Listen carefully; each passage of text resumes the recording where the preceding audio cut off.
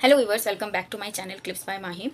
And after so long I am shooting any video और it's almost 30 to 40 days कि मैंने कोई video upload नहीं किया और ना ही मैंने कुछ शूट किया है। एज यू ऑल नो मेरी मम्मी घर पे नहीं थी जिस टाइम पे एग्जाम डेट आया था। उसके बाद जब वो आई आफ्टर 10 to 15 डेज फिर थोड़ा सा घर में रिपेयरिंग का काम भी पापा ने स्टार्ट कर दिया और एग्जाम टाइम पे ही सब कुछ हो रहा था तो बहुत ज़्यादा टेंशन हो रही थी। बट रिपेयरिंग का काम हार्डली 4 to 5 डेज़ का था तो उसके बाद मेरे पे जितना भी टाइम बचा I devoted only my study, no video, I have stopped everything जो भी मैं किया करती थी। तो एक्सेप्ट हाउस होल्ड्स क्योंकि वो तो आपको करना ही है what ever the situation is. तो एग्ज़ाम के लिए मैं पढ़ने लगी थी क्योंकि मैं जब से मैंने एग्जाम फॉर्म फिल किया है तब से ही मैं DTPSB की ही प्रिपरेशन कर रही थी। जैसे बीच बीच में कुछ और आ जा रहा था तो दे देती थी, जैसे स्टेट आया बिहार का और हरियाणा का प्रोफेसर का एग्जाम आया वो दे दिया। RPSC का भी मैंने फिल किया था बट वो मैं नहीं गई देने के लिए क्योंकि उससे पहले ही DTPSB की एग्जाम की डेट आ गई थी। और अच्छा ही हुआ मैं एग्जाम देने नहीं गई क्योंकि उसका जो लेवल था वो बहुत ही ज़्यादा हाई था। ज्योग्राफी का जो क्वेश्चन होता है पेपर 2 उसमें भी उन्होंने राजस्थान का ही बहुत कुछ पूछ रखा था। तो अच्छा ही हुआ मैं नहीं गई अपना टाइम वेस्ट करने और अपने मनी वेस्ट जो पिछले मतलब 30 to 40 डेज़ में चल रहा था वो। और साथ ही ये वीडियो उनके लिए है जो पहली बार DTPSB का एग्जाम देने जा रहे हैं क्योंकि मेरा एग्जाम 25 जुलाई को था यानी कि फ्राइडे को। और टेलीग्राम पे मेरा एक ग्रुप है, मतलब मेरा नहीं ग्रुप है, मतलब वो एक ऐसी ग्रुप है जिसमें सारे DTPSB के कैंडिडेट हैं जो PGT TGT और PRT तीनों ही मतलब टीचिंग एग्जाम के ही सारे एस्पिरेंट्स हैं उसके अंदर। तो जैसे कि अभी एग्जाम चल रहे हैं PGTs के तो सब एक दूसरे से रिव्यू मांगते हैं कि किस तरीके का पेपर आ रहा है जानने के लिए कि उसी हिसाब से हम अपने चैप्टर्स को प्रिपेयर करें। तो जब मेरा एग्जाम हुआ तो क्योंकि जनरल पेपर का जो पैटर्न अभी आ रहा है वो तो जो जून के मंथ से चला हुआ आ रहा है वही पैटर्न सेम फॉलो हो रहा है जनरल पेपर 1 के लिए। तो वही मतलब हम पेपर 1 का ही डिस्कस करने के लिए वो एक्चुअली में ग्रुप है। तो वहाँ से जब मैं पेपर दे के आई तो बहुत सारे स्टूडेंट्स का था कि हम 1:30 बजे, मतलब मेरा तो फर्स्ट शिफ्ट में एग्जाम था, जो बच्चे 1:31 PM पे वहाँ पहुँचे उनको भी एंट्री उन्होंने नहीं दी एग्जाम सेंटर्स वालों ने। तो ये था। और बहुत सारे का ये था कि हम एडमिट कार्ड के साथ क्या लेके जाएं और उसके अंदर का क्या प्रोसेस है। वैसे तो जो भी कंप्यूटर बेस्ड एग्जाम होते हैं उसमें सब में ऑलमोस्ट सेम ही प्रोसीजर है कि आपको मेटल का कुछ भी अंदर नहीं लेके जाना है, चाहे वो ईयरिंग्स हो, नोज पिन हो, चाहे हाथ में बैंगल्स हो, कड़े हो, रिंग हो, मंगलसूत्र हो, कुछ भी आपको नहीं लेते। बट DTPSB के एग्जाम में दो चीज़ें और ऐड हो जाती हैं कि आपको हाफ स्लीव पहन के जाना है, चाहे आप कुर्ता पहनो चाहे आप टी-शर्ट पहनो, या और दूसरा आपका स्लीपर्स पे आ जाता है कि आपको फ्लैट स्लीपर पहन के जाना है और बॉयज शूज़ पहन के नहीं जा सकते। वो नॉर्मल जो प्लेन वाला सैंडल होता है ना वो पहन के जा सकते हैं, तो नॉर्मल स्लीपर पहन के जाएंगे। तो ये दो चीज़ DTPSB में थोड़ी एक्स्ट्रा हो जाती है। जब ये वाला आया था, ये वाला प्रोसीजर कि आपको हाफ स्लीव पहन के जाना है, 2019 की बात है, तो one of my friend given the PRT exam उस टाइम पे, तो उनके सेंटर पे तो क्योंकि एडमिट कार्ड पे लिखा हुआ आया था बट जो बच्चे मतलब नहीं पढ़े या ध्यान नहीं दिए तो उनके तो स्लीव्स को वहाँ पे सेंटर के सामने कैंची से काट दिया था, फिर उनको एंट्री देती थी। बट अभी जो मैं गई थी, अभी जो DTPSB में जो सेंटर्स आ रहे हैं वो ऑलमोस्ट मैं देख रही हूँ जितना मतलब मैंने अभी तक स्टूडेंट्स और कैंडिडेट्स को देखा है, सॉरी फॉर द नॉइस, जितना भी मैंने अभी देखा है तो वो स्लीव्स को ऊपर करके टेप लगा दे रहे। मेरे सेंटर में ऐसा था, हो सकता है अदर सेंटर्स में ऐसा ना हो। तो ये था। और बाकी जितने भी बॉयज शूज़ पहन के गए थे उनको सेंटर के बाहर ही शूज़ उतरवा दिया था। तो ये सारी जो प्रॉब्लम्स अभी आ रही हैं तो स्टूडेंट्स जानना चाह रहे हैं कि एग्जाम्स के पैटर्न्स के अलावा भी इन सब चीज़ों की बहुत ज़रूरत है कि आप वहाँ पे पहुँच जा रहे हो और एक मिनट की वजह से आप एग्जाम नहीं दे पा रहे हो। तो आई थॉट कि ऐसे बहुत सारे बच्चे होंगे, अभी भी बहुत सारे कैंडिडेट भी होंगे जिनके एग्जाम आने वाले हैं और अभी हुए नहीं है, चाहे TGT हो, चाहे PRT हो, चाहे कोई भी नॉन टीचिंग स्टाफ का भी एग्जाम रहता हो। क्योंकि जो टीचिंग एग्जाम का जो ये जो DTPSB में होता है वो बहुत बहुत लंबे गैप के बाद होता है, जैसे कि 2021 के बाद अब हो रहा है। तो मुझे नहीं लगता कि इसमें बहुत ज़्यादा रिपीटेड स्टूडेंट होंगे, सारे फ्रेशर्स ही होंगे ऑलमोस्ट, क्योंकि PRT का भी अभी नहीं आया है। तो इसलिए ये वीडियो बनाने का मेरा पर्पस यही है कि अगर जो भी बच्चा इसमें न्यू है, 10% ही इसमें रिपीटेड होते होंगे, सारे ही मतलब न्यू हैं इसके अंदर, 10% ही जो हैं जो पहले दे चुके हैं वो होंगे। तो मेरे को अपना एग्जाम एक्सपीरियंस जो हॉल का एक्सपीरियंस है वो शेयर करना है आप लोगों के साथ कि आपको क्या क्या करना चाहिए और क्या क्या नहीं करना चाहिए। First of all exam centre पे अपने हाथ में 1 घंटा तो वहाँ, जैसे कि गेट क्लोजिंग के टाइम पे अपना वहाँ पहुँचने का टाइम मत रखो।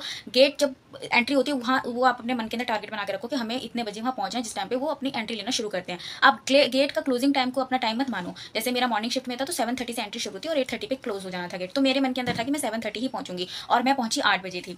तो 8 बजे पहुँचने के बाद भी जैसे कि मैं बाहर थोड़ा सा, तो एग्जाम टाइम पे थोड़ा प्रेशर होता है, टेंशन होता है, और मुझे तो मैं वैसा नहीं, मतलब मैं पर्सनल बताऊँ तो मैं वैसी नहीं हूँ कि मैं एग्जाम से एक दिन पहले पढ़ना बंद कर दूँ क्योंकि मुझे दिमाग में रिलैक्स चाहिए। मेरे को रिलैक्स हो ही नहीं पाता है। मेरे को तो गेट के सामने तक भी पढ़ने की हैबिट है। मेरे को तो समझ नहीं आता है कि मैं कैसे बंद करके रख दूँ। मुझे लगता है पता नहीं ये पूछ लिया तो वो पूछ लिया तो ऐसे, तो मेरे को टेंशन रहती है।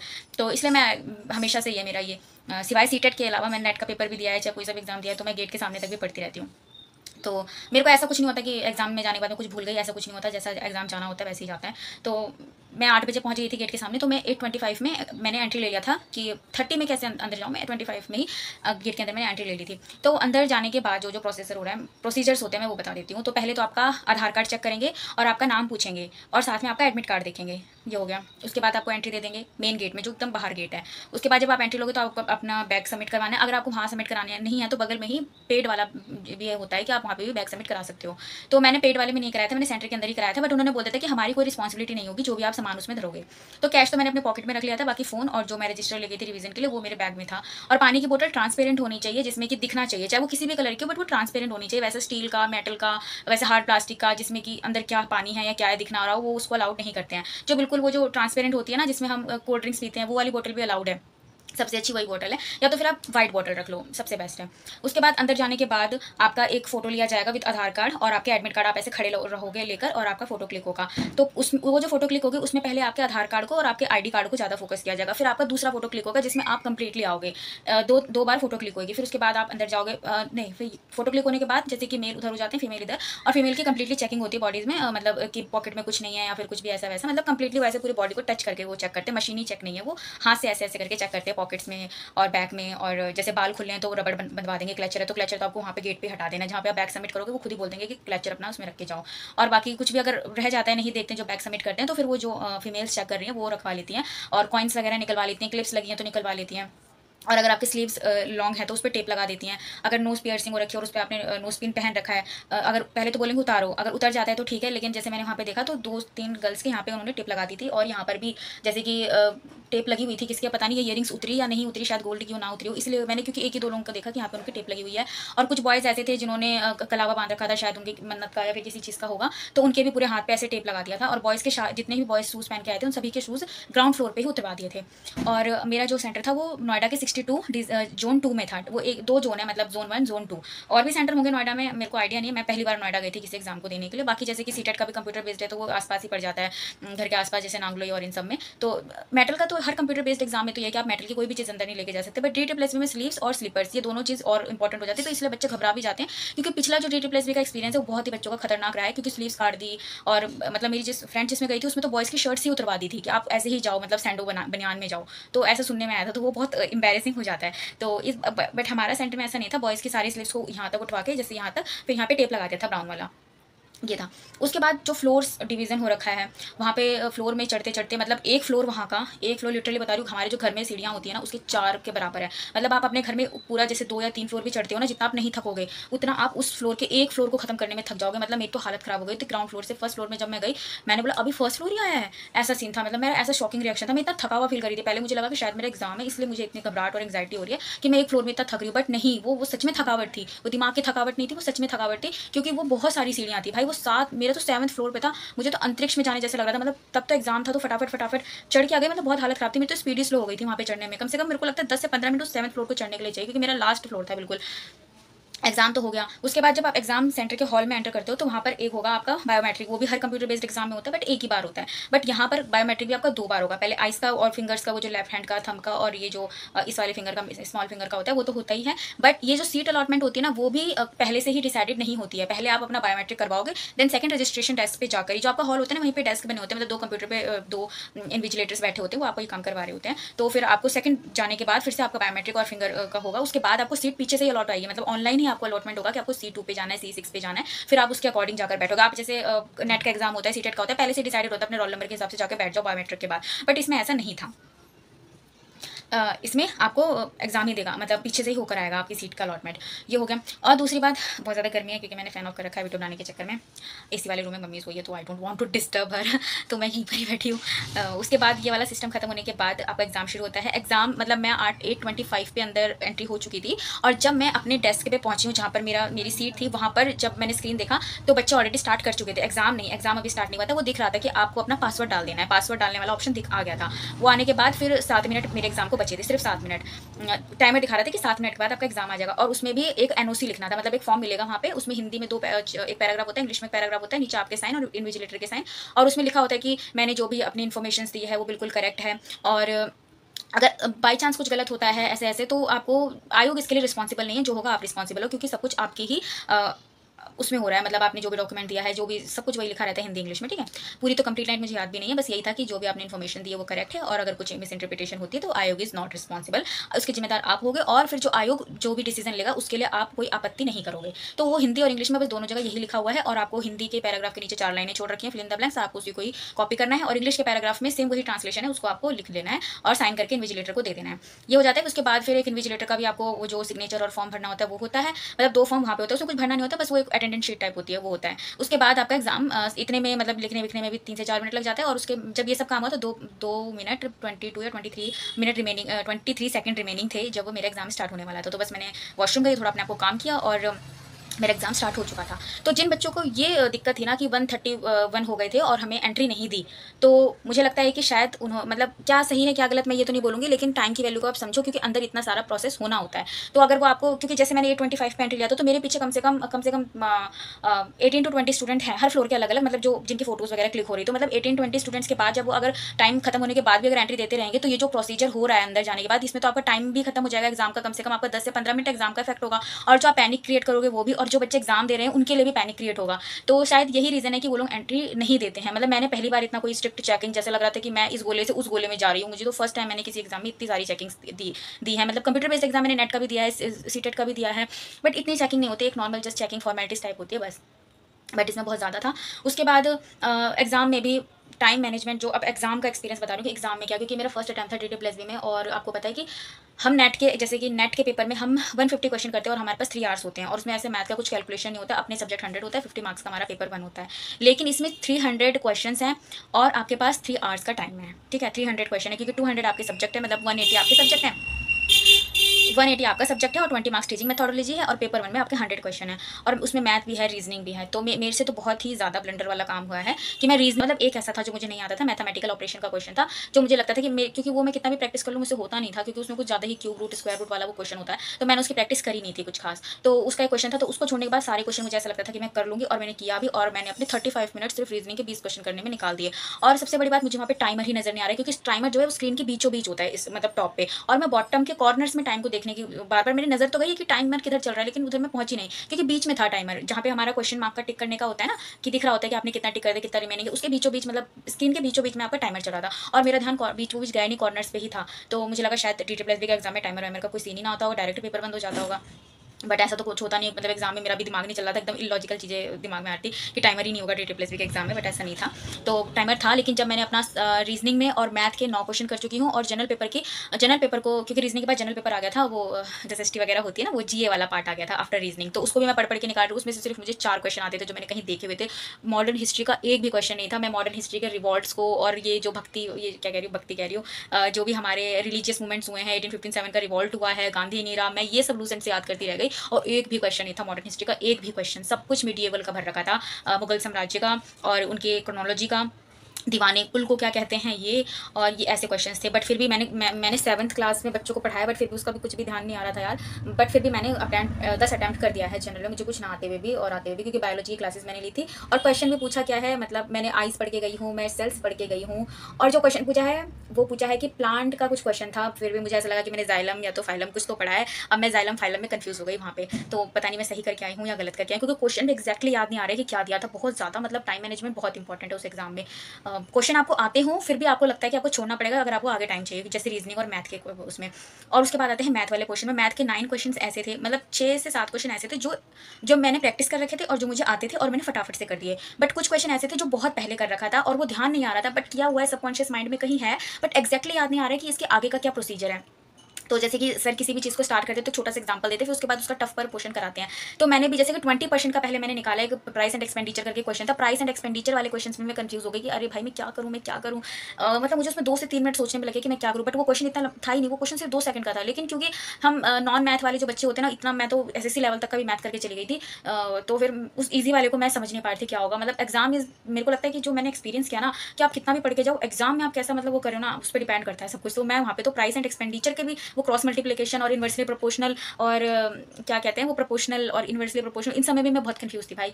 तो बट फिर किसी तरीके से मैंने एक लेंथ ऑफ द ट्रेन के ऊपर क्वेश्चन था। लेंथ ऑफ द ट्रेन क्या क्वेश्चन है, कुछ क्वेश्चन नहीं है। लेंथ ऑफ द ट्रेन मतलब फूंक के बराबर है, लेकिन मुझे वहाँ याद ही नहीं आ रहा है। मैं दिमाग में लगा रही हूँ डिस्टेंस का मतलब speed into time, speed into time, पता नहीं मतलब बहुत बेसिक क्वेश्चन आया था मैथ का मेरे में। मुझे ऐसा लगा कि मैं 12 से 13 क्वेश्चन मतलब विद इन फ्यू सेकंड्स कर सकती हूँ, जितना तो प्रैक्टिस था। बट वहाँ पे भाई क्योंकि इतने सारे चैप्टर्स मैंने कर लिए थे मैथ के, मैंने मैथ के ऑलमोस्ट सारे चैप्टर किए थे, तो ऐसा होता है ना कि बहुत कन्फ्यूज़न हो गया था, कैसा होता है क्या बताओ, बहुत कन्फ्यूज़न हो गया था वहाँ पे।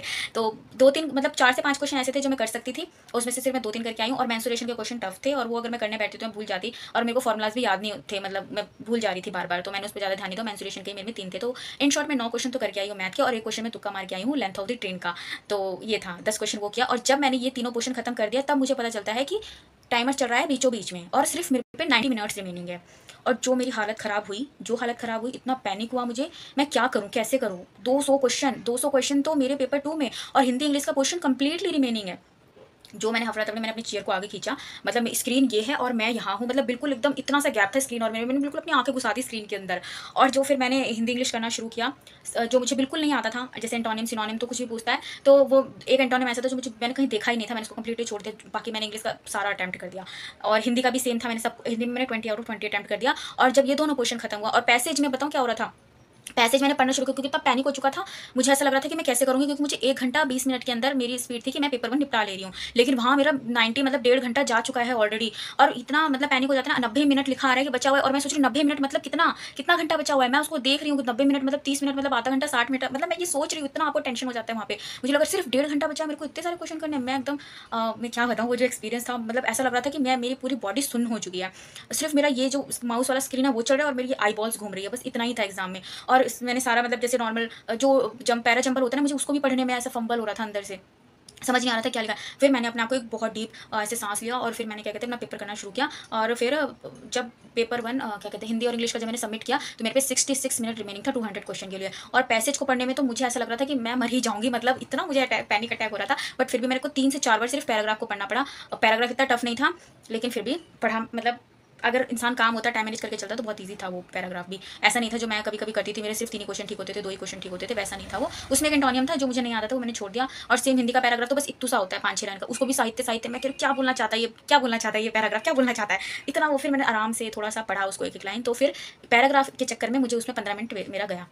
उसके बाद इसको फटाफट से सबमिट किया। फिर मैं अपने पेपर 2 पे आ गई, और पेपर 2 मैं सच बता रही हूँ, मुझे खुद नहीं पता कि मैंने क्या किया है। मुझे एक सिंगल क्वेश्चन लर्न नहीं है, मतलब मुझे याद नहीं आ रहा है कि मैंने क्या देखा था और मैंने क्या किया है। बहुत लेंदी क्वेश्चन थे, बट कुछ भी फैक्ट नहीं था। 30 to 40 क्वेश्चन ऐसे थे जो डायरेक्ट थे, और एनसीईआरटी से कुछ भी नहीं था। मेरे को तो कुछ भी फील नहीं हुआ कि डायरेक्ट एनसीईआरटी से है, कुछ भी नहीं। मैंने एनसीईआरटी पढ़ी थी, मैंने यूथ की बुक पढ़ी थी, मैंने नेट के प्रीवियस ईयर पेपर पढ़े थे, मैंने नेट के अपने नोट्स पढ़े थे। ऑल दो फिर भी जब मैं तैयारी जैसे कर रही थी, मुझे ऐसा लग रहा था मुझे कुछ भी याद नहीं है यार, मुझे प्राइमरी पॉल्यूटेंट्स याद नहीं हो रहे हैं, मुझे सेकेंडरी पॉल्यूटेंट्स याद नहीं हो रहे हैं, मैं क्या करूँगी, मैं कैसे करूँगी। मुझे ऐसे मतलब बहुत ज़्यादा डर तो था ही, एग्जाम से पहले होता ही है डर, वो था ही। लेकिन जो एग्जाम में कम टाइम बचाना, लिटरली 2-2 3-3 पैराग्राफ के क्वेश्चन थे, और मैंने बस देखा ऑप्शन टिक टिक टिक टिक, मुझे पता भी नहीं है, ध्यान भी नहीं है। बाकी जैसे मेरे को वहाँ पे 2 कॉलेज के स्टूडेंट्स भी मिले, मेरे कॉलेज के क्लासमेट स्टूडेंट कह रही हूँ, मतलब मेरे क्लासमेट थे, उन्होंने बोला कि पेपर ईजी था। बट मुझे पता नहीं क्यों मेरा पेपर समझ ही नहीं आया, क्योंकि 66 मिनट के अंदर 200 क्वेश्चन मैंने क्या किया मुझे खुद नहीं पता। और लास्ट में टीचिंग मेथोडोलॉजी वाले में मैं आ गई थी, और 12 सेकंड रिमेनिंग था, और मैं 17th नंबर क्वेश्चन पढ़ रही थी, तो मेरा टाइम अप हो गया। और 2 क्वेश्चन मैं पहले भी छोड़ चुकी थी टीचिंग मेथोडोलॉजी में, क्योंकि वो मुझे आता नहीं था। मुझे ऐसा लगा कि इसका क्या ही होगा, मतलब कुछ ऑथर वथर का था शायद, तो मैंने छोड़ दिया था। मैं लिटरली बता रही हूँ, पेपर 2 में मुझे सच में याद नहीं है कि मैंने क्या पढ़ा है, क्या टिक लगाया है। बस मैंने इतना ध्यान रखा है कि जो मुझे बिल्कुल मैंने कहीं नहीं देखा था ना, मैंने उसको ही छोड़ा है। बाकी जो मैंने कहीं पर भी देखा था, क्योंकि मैंने 36,000 क्वेश्चन के कंपाइलेशन को मल्टीपल टाइम पढ़ा है जब से मैंने इस एग्जाम को भरा है, मतलब फ्रॉम अप्रैल 2024 से लेके अब 2025 आ गया। ऑल दो 2025 का जो मेरा इनिशियल टाइम है बहुत ज़्यादा डिस्टर्बिंग रहा है, क्योंकि मैं एनवीएस में मैंने फॉर्म भर दिया, फिर मैं उसकी एनसीईआरटी पढ़ने लग गई, फिर मैं चली गई उधर। फिर वहाँ से आने के बाद मैं थोड़ा प्रोफेसर का एग्जाम दिया, घर में मेरी शादी आ गई, और फिर उसके बाद मम्मी भी घर पे नहीं थी, तो घर के सारी चीज़ों को मैनेज करते हुए तो मेरी पढ़ाई डिस्टर्ब तो थी बहुत ज़्यादा। जितना मेरे को पढ़ना चाहिए, मैं बहुत ज़्यादा टेंशन में पढ़ रही थी। ये तो मुझे इस चीज़ का कंफर्म था कि मैं बहुत डिस्टर्ब हूँ, तो बट फिर भी मैं मैनेज कर रही थी किसी तरीके से। और वैसे भी अगर आप घर पे रहो, आप सोचो कि आप 100% पढ़ लोगे, भाई पॉसिबल ये कहीं से भी नहीं है, किसी के लिए भी नहीं है। क्योंकि आप घर पे रह रहे हो तो आपकी बहुत सारी रिस्पॉन्सिबिलिटीज़ हैं टुवर्ड्स योर होम और टुवर्ड्स योर मम्मी पापा के तरफ। अगर आप घर पे हो तो उनकी भी लगता है कि बच्चे घर पे कर देंगे ये वाला काम, तो इसलिए पेपर 2 का मुझे लगता है कि अगर मैं वो यूथ की बुक ना पढ़ती तो मुझे डर लगता अंदर से कि मैंने अपनी तरफ से ढील मारी है। लेकिन मुझे ऐसा लग रहा था मैंने अपनी तरफ से सब पढ़ा है। तो बट सही बताऊँ इतना सारा था ना, मुझे मल्टीपल टाइम रिवीज़न करने के बाद भी, या पता नहीं मेरा दिमाग कमज़ोर है, मस्तिष्क कमज़ोर है। मेरे को इतना क्वेश्चन पढ़ने के बाद भी ना मुझे ऐसा लग रहा था कि मुझे चीज़ें याद नहीं है। मतलब पर्टिकुलरली मुझे एग्ज़ाम से पहले मैं बहुत डर गई थी। मतलब मुझे लग रहा था मुझे सच में कुछ याद नहीं है। मैं एकदम, वो कहते हैं ना, मैं एकदम सरेंडर कर चुकी थी कि मुझे कुछ नहीं आता एग्ज़ाम के लिए। मुझे बहुत डर लगने लगा था क्योंकि जैसे मैं कोई कुछ खोलती थी अपने यूथ की बुक से, मुझे थी यार ये भी नया लग रहा है, वो भी नया लग रहा है। ऑल्दो नया नहीं था, मैंने पढ़ा है उसको, बट फिर भी मुझे याद नहीं। मैं, मेरे कहने का मतलब ये है कि जैसे कि बच्चे कहते हैं ना कि आपके रिवीजन टाइम कम होते जाता है, टॉपर्स कहते हैं, और कहते हैं कि आपको देखते साथ ही पता होगा किसका आंसर क्या है। मेरे साथ वो चीज़ नहीं हो रही थी, तो मुझे उस चीज़ के लिए बहुत ज़्यादा घबराहट हो रही थी अंदर से कि मेरे को नहीं आता है कुछ। मेरे को अंदर से फील हो चुका था कि बहुत सारे, एक ही सीट है फीमेल में और मैं क्या ही करके आई हूँ। मैं बस चली गई थी देने के लिए, क्योंकि मैंने कहीं न कहीं इसी टाइम इस पेपर के लिए मैंने 1.5 साल घर पे अपना दिया है। तो मैं जब एग्ज़ाम वहाँ पे जब गई ना देने के लिए, तो मैंने पेपर में सिर्फ़ उन्हीं चीज़ों को छोड़ा है जो मैंने कहीं नहीं देखा था। जो भी मैंने थोड़ा भी इधर-उधर कहीं भी देखा था, पढ़ा था, सुना था, मेरी आँखों के नीचे से गया था, मैंने उन क्वेश्चन को लगाया है, किसी भी तरीके से मैंने उनको टिक किया है, मैंने उनको नहीं छोड़ा है। बस मतलब मेरे जो कॉलेज के बच्चे वहाँ मिले थे, वो कह रहे थे कि पेपर ईज़ी था और हमने कुछ छोड़े भी हैं ताकि नेगेटिव ना हो। बट पता नहीं मैंने क्यों नहीं छोड़ा यार, मेरे को समझ नहीं आ रहा मेरा रिज़ल्ट क्या होगा। एक ही सीट है फीमेल में, और वो भी फॉर्म फिल करते टाइम, जैसे कि एनडीएमसी में एक सीट था, डीओई में एक सीट था फीमेल में, और मैंने पता नहीं किस घनिष्ठ ज्ञानी की बात सुन ली कि एक ही डिपार्टमेंट सिलेक्ट करना होता है, और मैंने एक ही डिपार्टमेंट सिलेक्ट करके एनडीएमसी डाल दिया। मतलब मैंने किसी यूट्यूब वीडियो पे ही देखा था, क्योंकि मैं फर्स्ट टाइम फॉर्म फिल कर रही थी, तो मैंने इसलिए एमडीएमसी चूज़ करके भर दिया। एनडीएमसी में डीओ, मेरे को बाद में पता चला कि नहीं, एनडीएमसी डीओई दोनों भर सकते हैं आप। अभी आपका कोई सिलेक्शन थोड़ी हुआ है कि आपको एक ही डिपार्टमेंट चूज़ करना है, वो तो आफ्टर सिलेक्शन डिसीजन होता है कि आपको कौन सा डिपार्टमेंट चूज़ करना है। बट मैं कुछ ज़्यादा सीरियस हो गई कि मैं कोई त्रुटि ना करूँ, मैं कोई गलती ना करूँ, इसलिए मैंने दो एक ही डिपार्टमेंट चुना। एनडीए मैंने डीओई क्यों नहीं चुना और एनडीएमसी क्यों चुना? हाँ, मैं बताती हूँ क्यों मैंने एनडीएमसी चुना, क्योंकि मैंने गड़बड़ कर ली थी। मेरे को लगा एनडीएमसी में 2 सीटें और डीओई में 1 सीट है, बट वो बाद में पता चला वो मैंने गलती से कुछ गड़बड़ कर दी थी। वो एनडीएमसी में भी 1 ही सीट है और डीओई में भी 1 सीट है। वो पीडब्ल्यूडी की एक सीट थी, वो किसी वो ऐसी वाली सीट नहीं थी। पता नहीं कि वो टोटल में 2 लिखा होता है ना, तो मुझे ऐसा लगा कि एनडीएमसी में 2 सीट है तो मैं 2 ही भर देती हूँ। तो बाद में पता चला जब कि पीडब्ल्यूडी में 1 सीट थी, उसमें तुम्हारा कोई मतलब नहीं है, मतलब जनरल कैटेगरी से कोई सीट नहीं थी, तो इसलिए मेरे से वो गड़बड़ हो गई थी। तो बाकी मेरे को भरना दोनों ही चाहिए थे, एनडीएमसी डीओई, बट मैंने नहीं भरा। तो मेरे पास सिर्फ एक ही सीट थी, मैं एक ही सीट पे एग्जाम देकर आई हूँ, और पता नहीं क्या करके आई हूँ यार। 66 मिनट में 200 क्वेश्चन को उड़ा के आई हूँ, सिर्फ 3 ही क्वेश्चन लास्ट के छूटे हैं। बस मेरे कहने का मतलब है कि लास्ट का जो 18th और 19th और 20th नंबर क्वेश्चन था, उसको मैं पढ़ ही नहीं पाई हूँ क्या था। और 2 क्वेश्चन मैं पहले ही छोड़ रखी थी, और 18th नंबर क्वेश्चन पे मैं थी, वो टाइम अप हो गया क्योंकि 12 ही सेकंड लास्ट के रिमेनिंग थे। और जब मैं एग्जाम से निकली, भाई वो जो फ्लोर्स थे ना वो बहुत खतरनाक थे। उतरते उतरते उतरते उतरते भाई जब मैं घर पे आकर रेस्ट की ना, तो मेरे तो पूरा, जैसे कल मैं पूरा परेशान रही हूँ, मेरे पैरों में इतना दर्द हो रहा था। ऐसा नहीं है कि मैं यहाँ पे सिर्फ बैठी रहती हूँ, मैं एक्टिव नहीं हूँ इसलिए मुझे सीढ़ियाँ चढ़ने में मेरी हालत ख़राब हो गई, नहीं, मैं घर में कितनी एक्टिव हूँ यार, लेकिन फिर भी मेरी हालत ख़राब हो गई भाई। पता नहीं वो क्या था, लिफ्ट क्यों नहीं थी वहाँ पर। 7th फ्लोर, और एक फ्लोर उनका घर की 4 सीढ़ियों के बराबर। मतलब हमारे घर में जैसे 14-15 सीढ़ियाँ होती हैं, वो ऐसी पतली पतली पतली पतली इतनी सारी सीढ़ियाँ, और हमारे घर में जो एक सीढ़ी होता है ना, ये ऐसे गई है सीढ़ियाँ, मतलब सर्कल टाइप था। पता नहीं वो क्या था यार, बहुत माथा दर्द चीज़ थी वो। और उसके बाद जब मैं एग्ज़ाम से निकली ना, मैं इतना पैनिक थी, मैं ना हिंदी भी नहीं बोल पा रही थी, क्योंकि मेरी कॉलेज फ्रेंड मुझसे मिली और मैंने सिर्फ उनसे हाई किया और मैं उनसे बात कर रही हूँ ना, मैं फंबल कर रही हूँ, मेरे से हिंदी भी ऐसा लग रहा है मैं ससुरा के बोल रही हूँ। मैं है को दो बार बोला, अच्छा आप ऐसे करते हो, मतलब मैं ऐसे हो रही थी। भाई पता नहीं क्या था, मैं एकदम जोन आउट थी। इतना स्वेटी था, इतनी, मतलब एक तो 7th फ्लोर से उतरे, उतनी गर्मी का टाइम, जब हम बाहर निकले हैं 12 बजे के आसपास, मतलब क्या, मतलब वो क्या था, मेरे को तो वो आफ्टर, मतलब मुझे तो दिमाग से प्रोसेस ही नहीं हो रहा था आफ्टर एग्जाम में। किसी भी एग्जाम को देने के बाद ऐसा मेरे साथ नहीं हुआ, ऐसा पहली बार हुआ है। अब पता नहीं क्या रिजल्ट होगा एक सीट के ऊपर, आई हैव नो आइडिया। अब टीजीटी एसएसटी का एग्जाम है मेरा, और टीजीटी एसएसटी की अभी डेट नहीं आई है, तो अभी थोड़ा मैं रिलैक्स करी। कल तो मैंने पूरे दिन रेस्ट किया क्योंकि मेरे पैर में बहुत ज़्यादा दर्द हो रहा था, पता नहीं क्यों। मेरे को, आपको मैंने पहले बताया कि मुझे ऐसा लग रहा था कि शायद मैं एग्ज़ाम के प्रेशर से मेरे को ये बहुत ज़्यादा ऊंचा लग रहा है, बट नहीं, वो सच में ऊंचा था। 7th floor is not easy at all, क्योंकि मेरी फ्रेंड ने भी बोला भाई 6th फ्लोर में मेरी हालत ख़राब हो गई थी। तो मतलब वो सच में हालत ख़राब कर देने वाली चीज़ है। मतलब मैं तो कहती हूँ कि जब आप जाओ तो आप आधा घंटा तो सीढ़ियों के लिए रख के जाओ भाई, क्योंकि आप जाओ, एक फ्लोर चढ़ जाओ, आराम से खड़े होकर बाहर देखो, फिर चढ़ो, फिर दोबारा से एक साथ मत चढ़ना, और जब उतरो फिर आराम से उतरना, कोई टेंशन वाली और कोई जल्दबाजी मत करना, क्योंकि यार वो सच में हाथ पैरों में दर्द कर देता। पता नहीं यार, जिनका 2nd फर्स्ट फ्लोर था वो तो उनके लिए तो ठीक है, उनको उतना कुछ फ़र्क नहीं पड़ा होगा, लेकिन जिनका 7th फ्लोर था उनकी तो हालत ख़राब। और उसमें ये भी था कि जब आपका एग्जाम हो जाएगा ना, तो फिर से आपको एक बार रजिस्ट्रेशन करना है कि आपका एग्जाम हो चुका है। Oh my God. उसके बाद फिर जब ऐसा भी नहीं कि आपका रजिस्ट्रेशन हो गया आप निकल जाओगे, नहीं, पूरी क्लास में जितने बच्चे बैठे सबका रजिस्ट्रेशन होगा, तब वो आपको सीढ़ियों से उतरने देंगे। एक सीट के लिए इतना कुछ करना पड़ता है। तो यही था मेरा एग्ज़ाम एक्सपीरियंस एट ऑल। अब जितने भी बच्चों का आने वाला है, जितने भी कैंडिडेट्स का आने वाला है, ऑल द बेस्ट सभी के लिए। मैं तो अभी रिलैक्स हुआ है, मैंने तो एग्जाम दे दिया है, अभी TGT SST का है और एक बार एक्सपीरियंस ले लिया है, तो ध्यान रखेंगे अपने टाइम मैनेजमेंट का। टाइम मैनेजमेंट पे मैं अपना वर्क करूँगी। पहले मुझे पेपर 1 में 1 आवर 20 और 25 मिनट लग रहा था एग्जाम, जैसे PGT का एग्जाम देने जा रही थी तब, तो मैं उसको रिड्यूस कर लूँगी कि मेरा 60 मिनट से भी ज़्यादा लग रहे थे, क्योंकि 60 मिनट में पेपर 1 करने का मेरा टारगेट था, बट वो मुझसे 20 मिनट ज़्यादा लग रहे थे और एग्जाम में जाने के बाद वो 10 मिनट और एक्स्ट्रा हो गया। तो मैं उसको अब रिड्यूस करूँगी कि मैं 40 टू 45 मिनट में एग्जाम मतलब करने की कोशिश करूँ। और दूसरा मैं ये करूँगी कि अब मैं मॉडर्न हिस्ट्री नहीं करूँगी, मॉडर्न हिस्ट्री के अलावा मैं मिडिएवल हिस्ट्री भी पढ़ लूँगी TGT SST के लिए। अब क्योंकि अब हमें पढ़ना ही है तो SST सब्जेक्ट तो अब मैं अच्छे से पढ़ लूँगी। तो यही था। अब मैं अपनी PGT SST की जर्नी आप लोगों के साथ जरूर शेयर करूँगी, क्योंकि मैंने एक बार एग्जाम दे दिया है, अब मेरे को एक्सपीरियंस हो गया है, मुझे वैसा वाला टेंशन नहीं है, अभी तो नहीं है, लेकिन एग्जाम आते आते पता नहीं फिर कौन सी टेंशन हो जाए एग्जाम डेट आते आते, क्योंकि मुझे सच में बहुत ज़्यादा टेंशन हो जाती है। और क्योंकि मेरे को एक बार EMRS का झटका लग चुका है, मेरा क्लियर नहीं हुआ है, तो अब मेरे को लगता है कि यार क्लियर हो जाए एग्जाम, इसलिए टेंशन होती है। बट PGT का तो फिर क्या ही बोले, एक ही सीट थी, बट TGT SST का करेंगे भाई अच्छे से प्रिपरेशन। नोट्स वगैरह मेरे बने हुए हैं और अभी मैं लिए आई हूँ पढ़ने के लिए, बट अभी मैंने पढ़ाई शुरू की नहीं है। मैंने सोचा कि पहले एक वीडियो बना देते हैं अपने जो भी आने वाले कैंडिडेट हैं, जो कल देने जाने वाले हैं उनके लिए, या आने वाले टाइम पे। तो ये सब मेरे SST के नोट्स बने हुए हैं NCERTs के, तो बस अब मुझे इन सबको पढ़ना है और इकोनॉमिक्स मुझे अच्छे से करनी है।